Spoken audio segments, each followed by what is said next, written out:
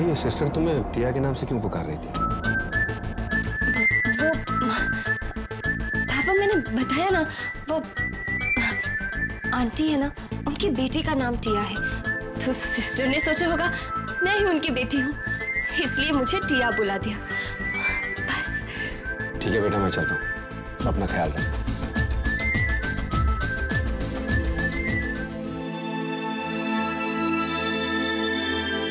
मुझे माफ कर देना माँ,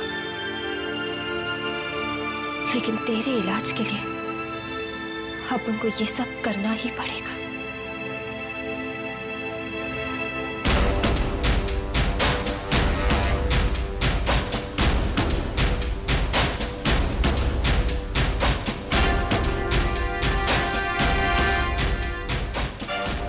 साला दरवाजे के पास ऐसे खड़े लाए जैसे इसका पापा किसको यहाँ से छुड़ा के जी के जाना। अबे मुझे छुड़ाने तो कोई ना कोई आएगा ही, लेकिन तुझे छुड़ाने कौन आएगा ये सोच। तो जैसों को तो ये भी नहीं पता होता कि तेरे माँ बाप कौन है। अपने सामने फालतू बोलने का नहीं है। जी नमस्कार, मेरा नाम धनंजय सिंह है।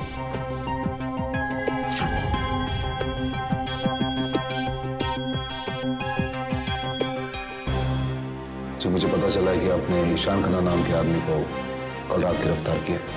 जी हाँ, वो रहा लॉकअप में।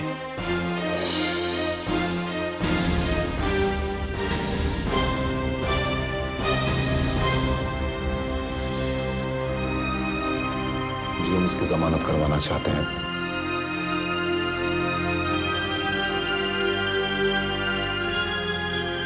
जी ये जमानत के 25,000 रुपए।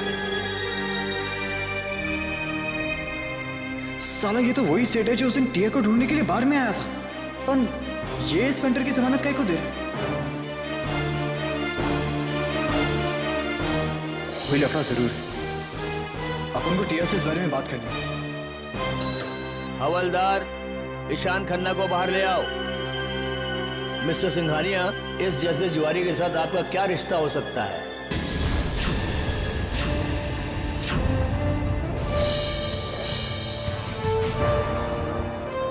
जुआरी?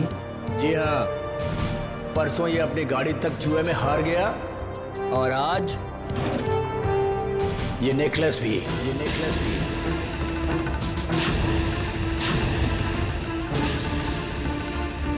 अरे जिस दौलत को कमाने के लिए मैंने इतने साल लगा दिए, खून पसीना बहाया, उसे मेरा बेटा अपने अय्याशियों में उड़ा रहा है।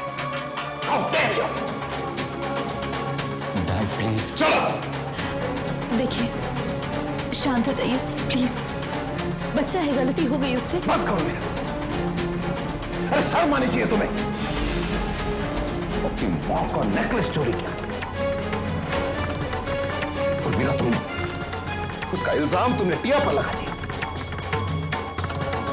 देखिए, इसे अपने किए पर पछतावा है, बहुत पछतावा है। प्लीज प्लीज इस बार इसे माफ कर दीजिए।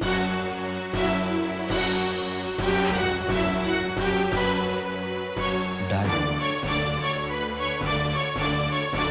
Sorry dad.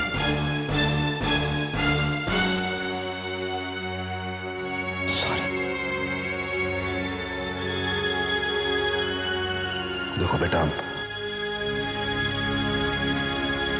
थोड़ा संभल कर चलना बेटा, थोड़ा संभल के, क्योंकि मंजिल हमारे बहुत करीब है। मैं नहीं चाहता कि हमारी एक गलती की वजह से हमारी मंजिल हमसे बहुत दूर हो जाए।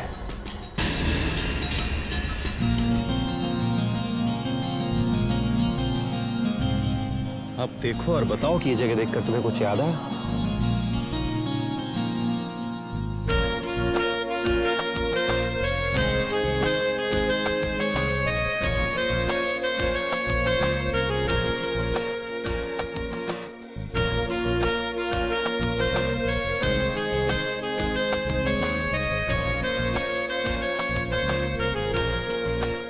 भला इस जगह को तुम कैसे भूल सकती हो, है ना?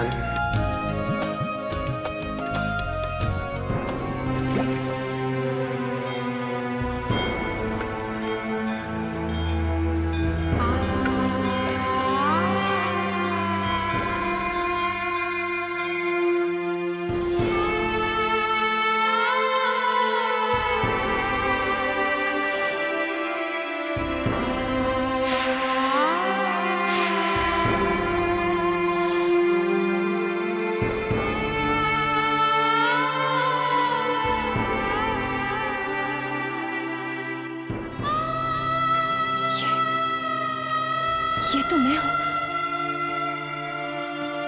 पर मेरे साथ वो आदमी कौन था?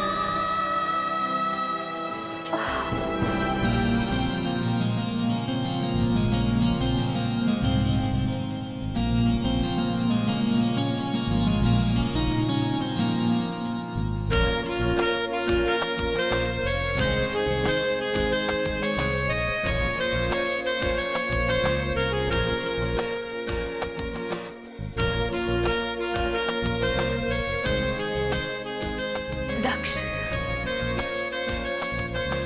मैं चाहती हूँ कि आज मैं आपकी ज़बानी अपने प्यार का वो सफर सुनूं। सुनाइए ना दक्ष।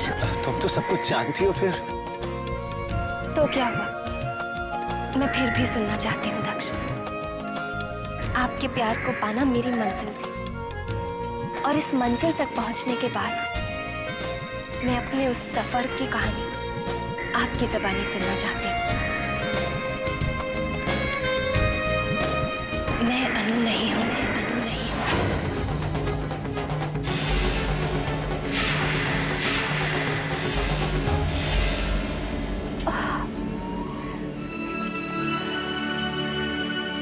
मैं कौन हूँ? क्या कहानी है मेरी? और वो आदमी, कहीं वो मेरे पति तो नहीं? मुझे कुछ याद नहीं आ रहा, कुछ याद नहीं आ रहा। एक पल के लिए मान लीजिए कि मैं अनु नहीं कोई और हूँ, और आप अपनी कहानी उसे सुना रहे हैं, मुझसे अनु की पहचान करवा रहे हैं। चलिए बताइए ना।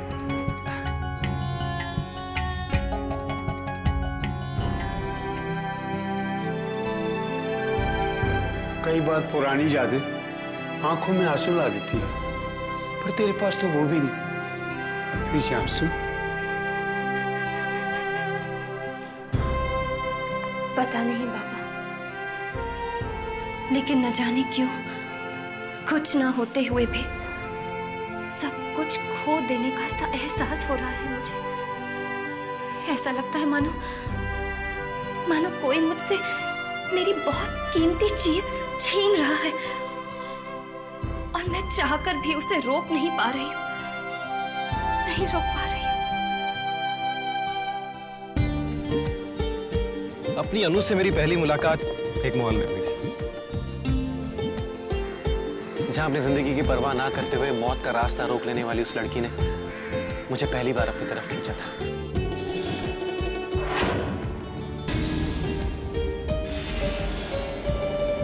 लेकिन उस खिंचाव की वजह मेरा प्यार नहीं था, मेरी जरूरत थी। दादाजी के विल को पूरा करने के लिए मुझे किसी ऐसी लड़की की जरूरत थी जो मुझसे शादी करके दादाजी की प्रॉपर्टी, हमारे बिजनेस, हमारे घर सबको ट्रस्ट में जाने से रोक सके। वो मेरी पत्नी बन जाए, मगर मुझसे पत्नी होने का हक कभी ना मांगे। और 1 साल पूरा होने के बाद खुद अपनी मर्जी से सारी जायदाद, सारी प्रॉपर्टी मेरे नाम कर दे और मेरे सपने और मेरे मकसद को पूरा कर दे। बस उस दिन से मेरा मकसद तुम्हें पाना हो गया, और मैंने तुम्हारा पीछा करना शुरू कर दिया। मंदिर, घर, बाजार, तुम जहां कहीं भी जाते, मैं किसी न किसी बहाने तुम्हारे करीब पहुंच जाता था।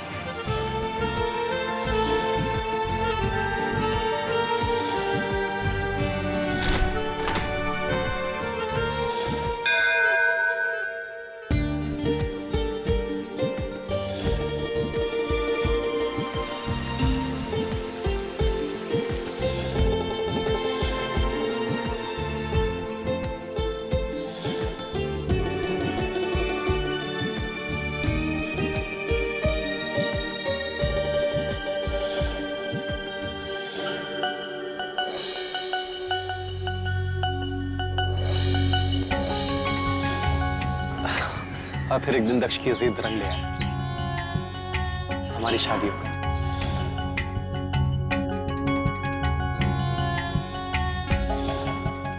अनु, मैं तुम्हें पत्नी बनाकर तो ले आया, लेकिन कभी अपने दिल के और अपनी जिंदगी के दरवाजे तुम्हारे लिए नहीं खोले। तुम्हारी मांग में सिंदूर भर के मैंने तुम्हारे साथ 7 जन्मों का रिश्ता तो जोड़ लिया, लेकिन तुम्हें हमेशा अपने से दूर रखा। मैं जानता हूं कि तुम चैतन्य का मुझे भूल नहीं पाई हो। इसीलिए जब तक मैं तुम्हारे दिल के करीब नहीं आ जाता, तब तक मैं तुम्हारे करीब नहीं आऊंगा। और ये तो तुम्हारे भोलेपन और मेरे मतलब परस्ती की याद थी कि तुम्हें दूर रखने के मेरे बहाने को तुम मेरी महानता समझने लगी और मेरी और इज्जत करने लगी। जबकि अनूप, मैं तो मेरी जिंदगी फिर से पुराने तरीकों से जी रहा था। वही क्लब्स, पार्टीज, डिस्कोज, दोस्त, लड़कियां, वही सब कुछ।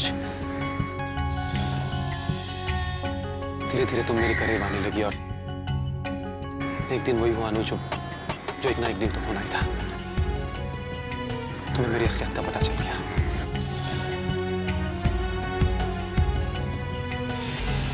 कितना दुख हुआ था तुम्हें, कितना रोई थी तुम, लेकिन तुम टूटी नहीं, तुमने हार नहीं मानी। मुझे सही रास्ते पर लाने की तुमने कसम खा ली। दक्ष आपके लिए भले ही शादी के साथ फेरों के साथ 7 वचनों के इस सिंदूर के और इस मंगलसूत्र की कोई अहमियत ना हो, पर मेरे लिए ये सब बहुत मायने रखते हैं। यहाँ रहकर मैं अपना पत्नी धर्म निभाऊंगी, आपसे बिना कोई अपेक्षा किए। क्या क्या नहीं किया अनु तुमने, क्या क्या नहीं सहा, कहां से नहीं गुजरे तुम। लेकिन फिर एक दिन दुनिया के आगे सर ना झुकाने वाले दक्ष को तुम्हारे प्यार के आगे सर झुकाना ही पड़ा।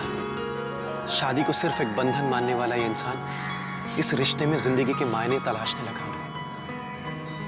और सिंघानिया खानदान का वो बिगड़ा हुआ नालायक अय्याश बेटा एक लायक, काबिल और जिम्मेदार दक्ष सिंघानिया बन गया। आज मैं जो कुछ भी हूं, जैसा भी हूं, सिर्फ तुम्हारी वजह से हूं, सिर्फ और सिर्फ तुम्हारे प्यार की वजह से हूं।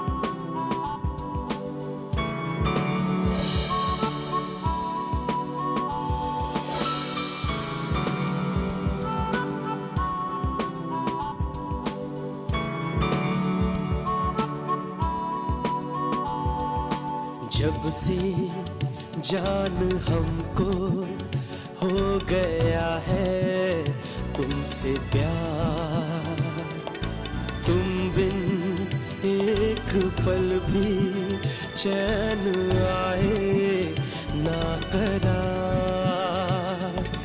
जब से जान हमको हो गया है तुमसे प्यार, तुम बिन एक पल भी चैन आए ना करार। तन्हाई में चलता है दिल, धड़कने हैं बेकरार। जागी जागी आँखों में है बस तुम्हारा इंतजार।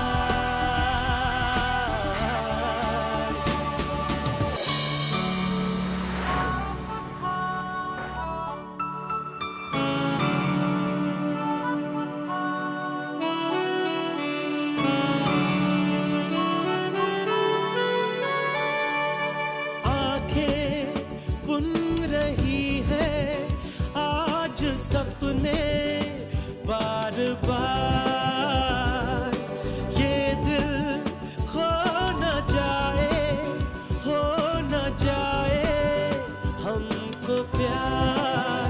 कैसा है ये दीवानापन, जाने कैसा है खुमार। ये दिल कहीं खो न जाए,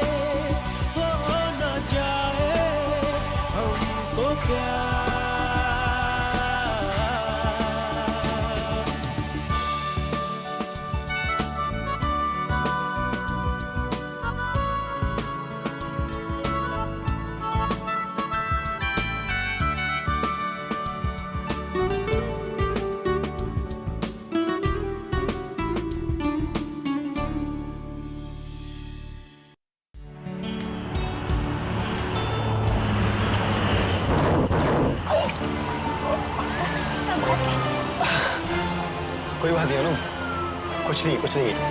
शायद सड़क थोड़ी सी खराब थी, और वैसे भी सड़क चाहे प्यार की हो या म्यूनिसिपैलिटी की, जब तक एक आध झटके नहीं लगते तो मजा नहीं आता।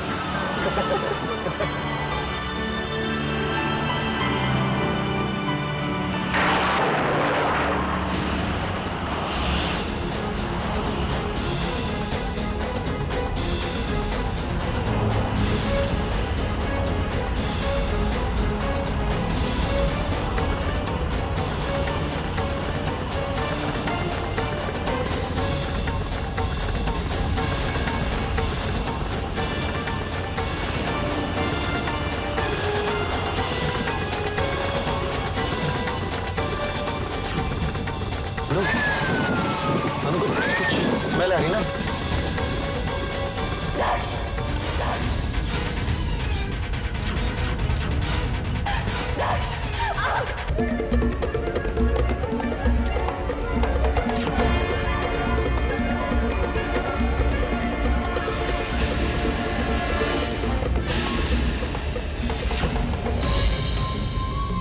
चाहिए दक्ष, चाहिए दक्ष, हमें से कोई तो बचना चाहिए। दक्ष आपका एक परिवार है, दादी है, और आपकी जरूरत है। दक्ष आप जाइए। अरे तुम मेरी जरूरत हो, मैं तुम्हारे बगैर जी नहीं सकता। मैं अब हम जिएंगे तो साथ, और मरेंगे तो साथ। अब हम जिएंगे तो साथ, और मरेंगे तो साथ, और मरेंगे तो साथ।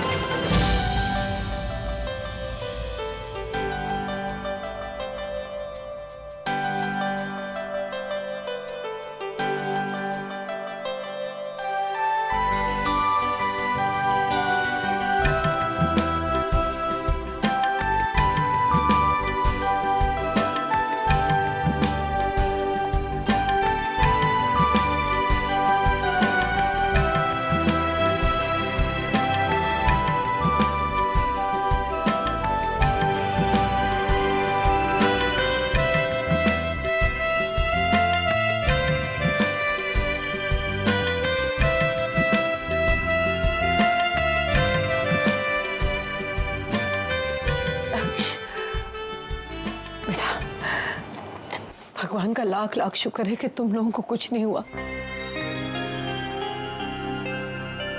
वरना तुम्हारी ये दादी तो जीते जी मर जाती।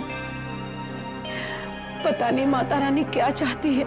पहले अनु अगवा हो गई, फिर सीढ़ी से गिर गई, और अब किसकी बुरी नजर लग गई मेरी बच्ची को। दक्ष बेटा, मैं अनु के लिए गायत्री मंत्र का महाजाप करना चाहती हूँ। कहते हैं गायत्री मंत्र का 11,000 जाप करने से मुसीबत तो क्या, मौत भी टल जाती है। दादी, ये जाप तो बड़ा ही कठिन होता है। एक ही जगह पर बैठकर 11,000 बार मंत्र का जाप कैसे कर पाएंगे आप? और वो भी बिना कुछ खाए पिए।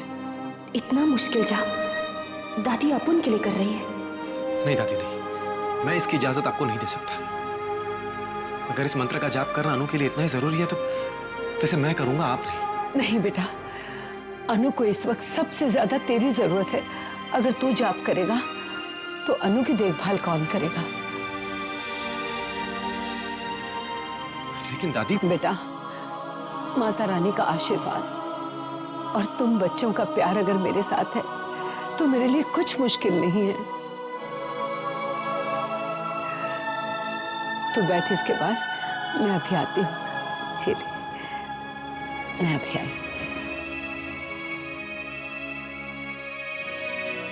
ओम भूर्भुवस्वः तत्सवितुर्वरेण्यं भर्गो देवस्य धीमहि धियो यो नः प्रचोदयात्।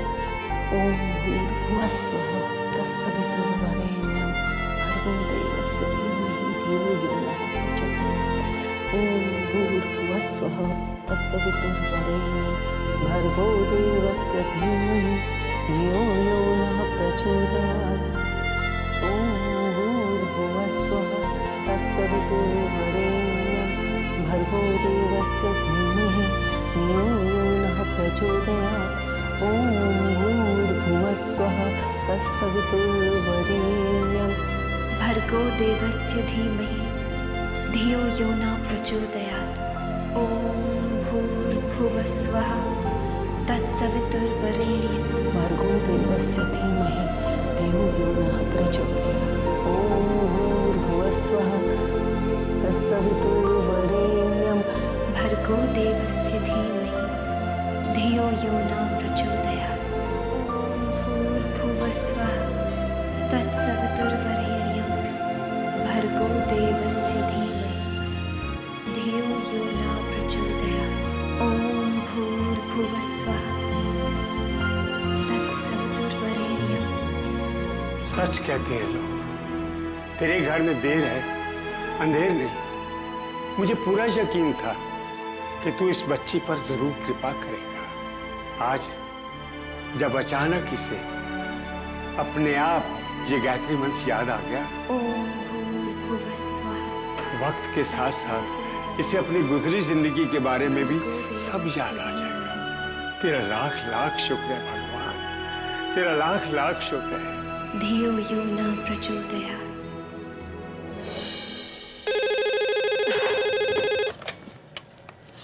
हेलो मैडम, मैं बांद्रा पुलिस स्टेशन से कांस्टेबल गणपत बोल रहा हूँ।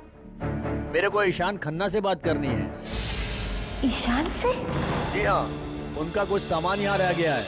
कल यहाँ से भागने की जल्दी में कुछ सामान भूल गए थे। ईशान का सामान पुलिस स्टेशन में? नहीं नहीं, देखिए आपको कोई गलतफहमी हुई है। ईशान तो... मैडम, मुझे कोई गलतफहमी नहीं हुई है। शायद आपको पता नहीं है कि कल पूरी रात ईशान खन्ना हमारे पुलिस लॉकअप में बंद था।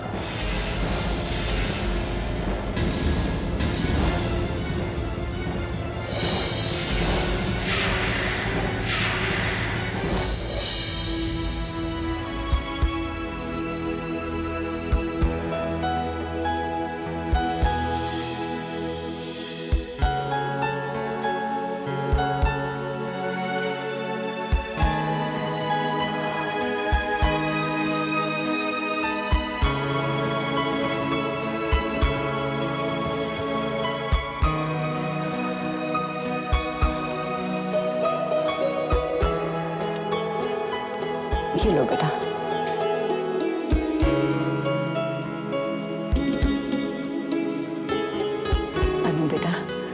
अब तू सारे डर अपने मन से निकाल दे। माता रानी का आशीर्वाद तेरे साथ है ना, तो कोई तेरा बाल भी बांका नहीं कर सकता।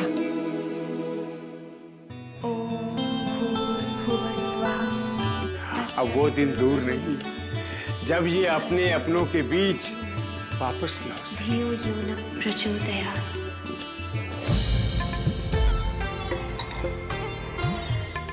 दक्ष बेटा, मैं मंदिर जा रही हूँ, तुम जरा अनु का ख्याल रखना।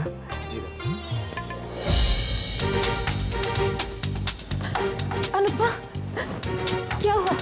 तुम्हारा एक्सीडेंट हो गया? मैं भी कैसी माँ हूँ, मेरी बच्ची के साथ इतना सब कुछ हो गया और मुझे पता ही नहीं चला। अभी घबराने की कोई बात नहीं है, अभी अनु ठीक है। वो आग से घबरा गई थी ना, तो उससे अभी तक उभर नहीं पाई।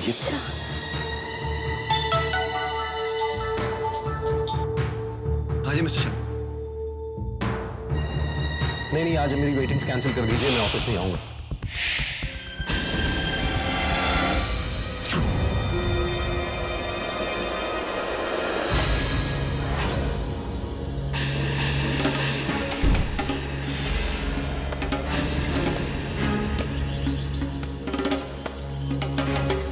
अच्छा, तो महारानी का एक्सीडेंट हो गया तो तुम मर क्यों नहीं गई? कम से कम मेरे दिल को शांति मिल जाती। तुझे देख देख के मेरा खून चलता है। यहाँ एक एक दिन हमारे ऊपर भारी पड़ रहा है और यह है कि इनके तमाशे नहीं खत्म होने का नाम ले रहे।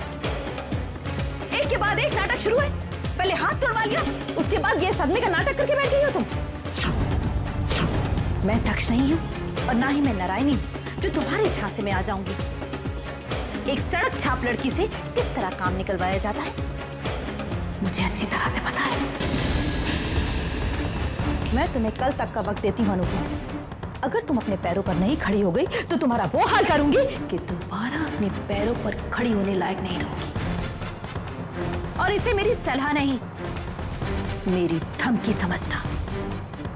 और मीरा कोरी धमकियां नहीं देती।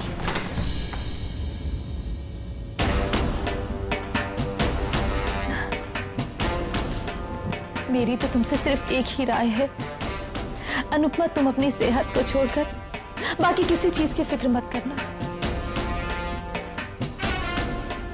मैं भगवान से प्रार्थना करूंगी कि मेरी बच्ची को जल्दी से अच्छा कर दे।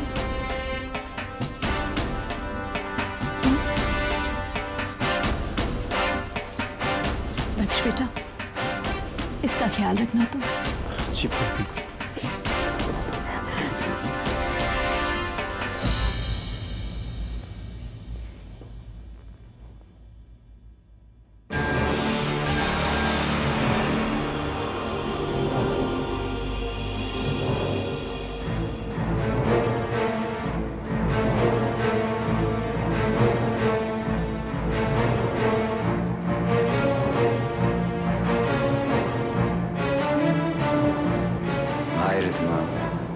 कैसा गुजरा तुम्हारा आज का दिन?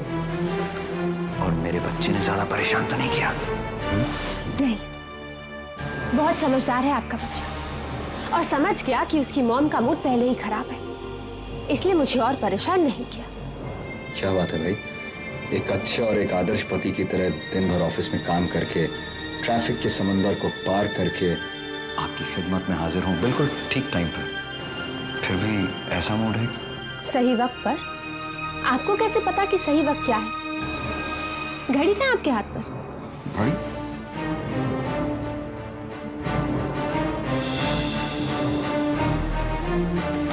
ड्रॉर में होगी। जो चीज आप कहीं और भूल आए हैं उसे ढूंढने का दिखावा क्यों कर रहे हैं आप? मुझे धोखा देने के लिए या अपने आप को धोखा देने के लिए?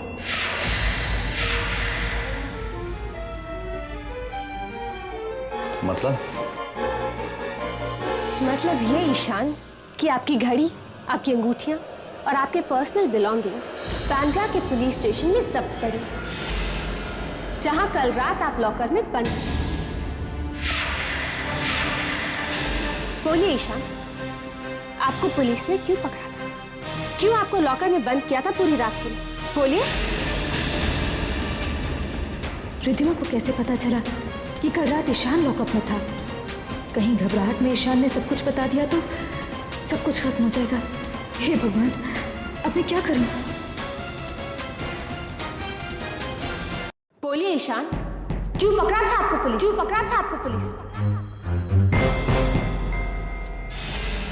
बोलिए ईशान, पुलिस ने आपको पूरी रात लॉकअप में बंद क्यों किया था? बोलिए, रात भर पुलिस स्टेशन में क्यों गुजारनी पड़ी आपको?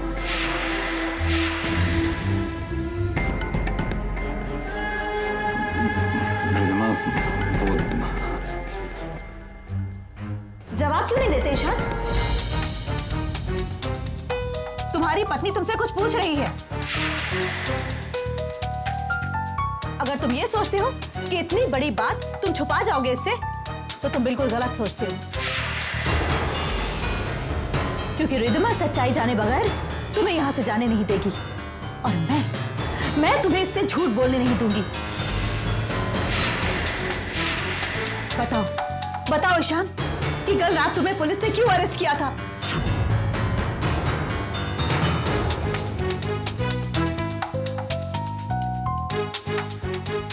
मीरा भाभी, वो मैं तुम खुद इसे अपने मुंह से ये बात नहीं बताओगी तो ठीक है, मैं ही बताती हूँ सच्चाई से। हाँ, ये बात सच है रिद्धिमा कि तुम्हारे पति ने कल रात लॉकअप में गुजारी, वो भी अपने बॉस की वजह से।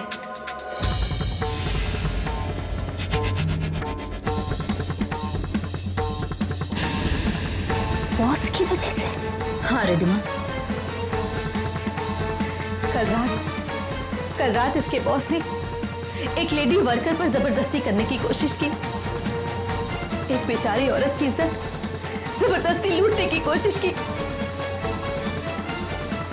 ईशान से ये सब कुछ देखा नहीं गया और वो उसे रोकने वहां पहुंच गया। बस इसी सब में बात आगे बढ़ गई और इसके बॉस ने पुलिस को बुला लिया और उल्टा इल्जाम ईशान पर लगाकर ईशान को अरेस्ट करवा दिया। अब तुम ही बताओ, क्या ईशान गलत था? क्या एक औरत की इज्जत बचाना गलत बात है? क्या अभी भी तुम शर्मिंदा हो कि ईशान ने रात पुलिस स्टेशन में गुजारी?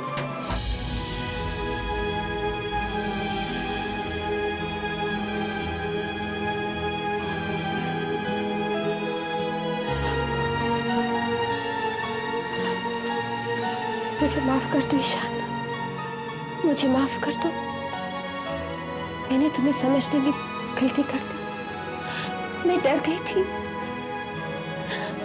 मैं समझ नहीं पाई कि नहीं रिद्धिमा, इसमें तुम्हारी कोई गलती नहीं है।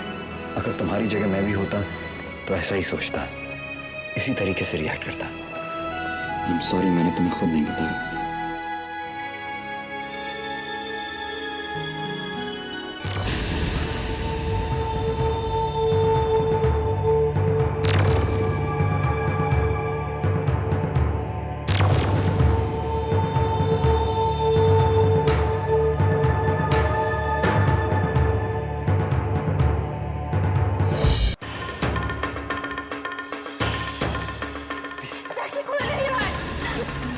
अरे रुको रुको रुको, मैं खोलता हूँ।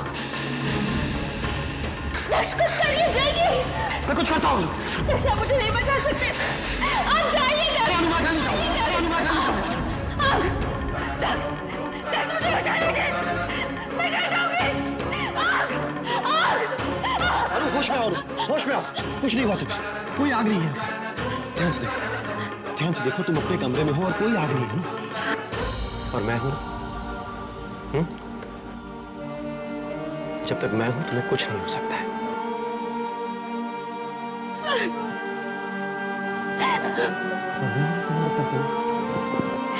जब तक मैं हूं तुम्हें कुछ नहीं हो सकता।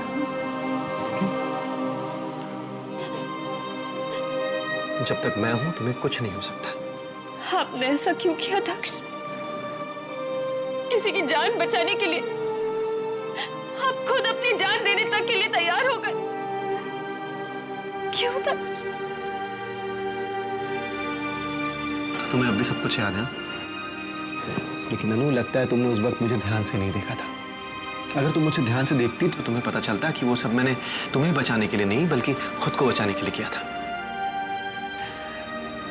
मेरी वो बेचैनी, मेरा वो जुनून, मेरी वो जिद, सब सिर्फ खुद की जान बचाने के लिए थी, जो कि तुम में बसती है। दक्ष। हाँ अनु, अगर तुम्हें कुछ हो जाता तो मैं क्या करता है जिंदगी का? कैसी होती है जिंदगी? ना कोई एहसास बचता, ना खुशी और ना ही कोई तमन्ना। तो तुम्हें बचाकर मैंने खुद को ही बचाया ना अनु। दक्ष, आप मुझसे इतना प्यार करते हैं? बहुत प्यार करता हूं, बहुत प्यार।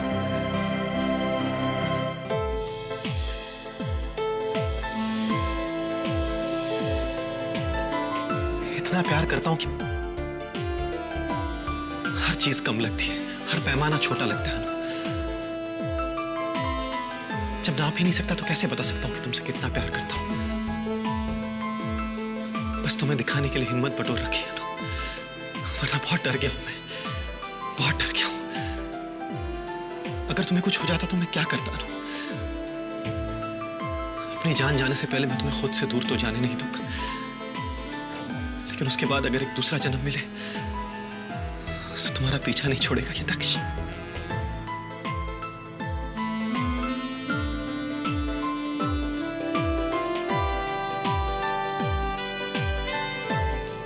जब से जानू हमको हो गया है तुमसे प्यार, तुम बिन एक पल भी चैन आए ना करार।